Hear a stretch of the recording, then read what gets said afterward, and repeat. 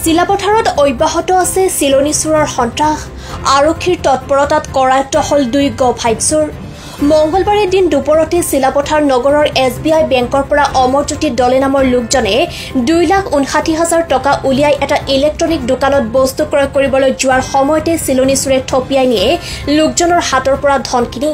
আজি চিলাপথাৰ আৰক্ষীয়ে অভিযান চলাই আত্মগোপন কৰি থকা অৱস্থাত ধৃত GC স্বাহ আৰু গৌতম দাস নামৰ দুটা চোৰক কৰায়ত্ব কৰিবলৈ সক্ষম হয় দুৰেখৰ পশ্চিমবংগৰ কোচবিহাৰত বুলি জানিব পৰা গৈছে ধৃত যুৱকদেৰ পৰা নগদ 50,000 টকা উদ্ধাৰ কৰে আৰক্ষীয়ে অঞ্চলটোত সঘনে সংঘটিত হৈ অহা এনে ঘটনাৰ অন্তৰালত বৃহৎ চোৰৰ গ্যাং জড়িত হৈ থকাৰ সন্দেহ প্ৰকাশ কৰিছে চিলাপথাৰ আৰক্ষীয়ে ঘটনাৰ তদন্ত অব্যাহত ৰাখিছে আৰক্ষীয়ে ধেমাজি জিলাৰ পৰা সঞ্জয় নাথৰ ৰিপৰ্ট PI নিউজ যোৱাকালি অমৰজ্যোতি দলে নামৰ ব্যক্তি এজনে আমাৰ SBI ব্ৰাঞ্চৰ পৰা 2,59,000 উইথড্ৰ কৰিছিলে কৰাৰ পিছত তেওঁ এটা ইলেক্ট্ৰনিক দোকানত গৈছিলে ফ্ৰিজ কিনিবৰ কাৰণে যাওঁতে টকাটো তেওঁৰ হাততে আছিলে বেগত তেতিয়া কোনোবা দুষ্কৃতিকাৰীয়ে তেওঁৰ গাত কিবা বস্তু লগাই দিয়াৰ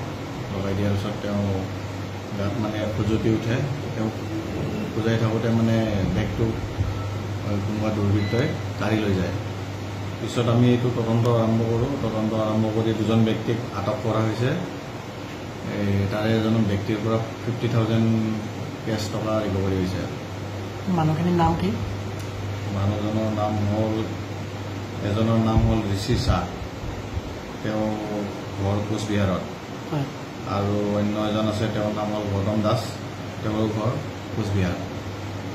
আৰু এই গ্ৰুপৰ লগত আৰু কেইজনমান জড়িত থকা বুলি গম পাইছোঁ আমি তদন্ত অব্যাহত ৰাখিছোঁ তেওঁলোকৰ বয়স কিমান হ'ব